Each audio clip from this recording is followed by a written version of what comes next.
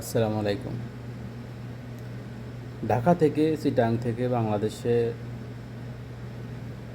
প্রত্যন্ত অঞ্চলে মানুষ যাবে, সদরঘাট দিয়া যায়, অনেকে বরিশাল অনেক জায়গায় যাইতেছে মানুষ, বোলাতে বা অন্যান্য ডিস্ট্রিক্টে যারা লঞ্চের যাত্রী তারা যাইতেছে, অনেকে ট্রেনে করে যাইতেছে।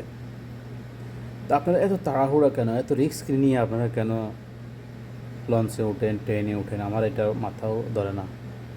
আপনারা দেশে যাবেন, ঈদ করবেন, বাসে থাকলে তো ঈদ করবেন। এখন এতগুলো মানুষ দুর্ঘটনা হয়েছে, এতগুলো মানুষ, কিছু কিছু মানুষ মারা গেছে, ঈদ করতে পারছেন আপনারা?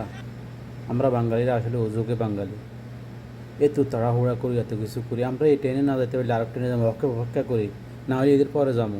বাসে থাকলে এত রিস্ক নিয়ে আমরা কেন এত এইসব ঝামেলা করি?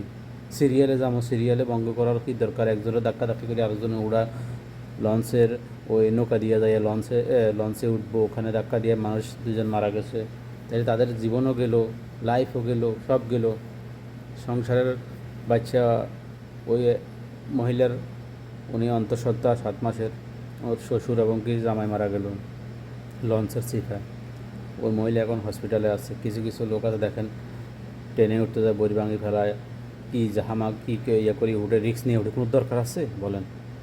তা আমরাও সরকারকে বলবো, আপনারা এ লঞ্চ মালিকগুলোকে নিয়ন্ত্রণ করেন।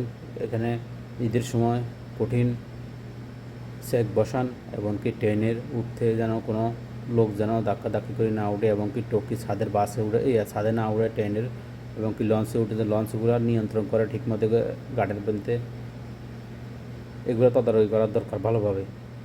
মানুষ বাংলা লিগে কখনো সোজা করা যাবে না।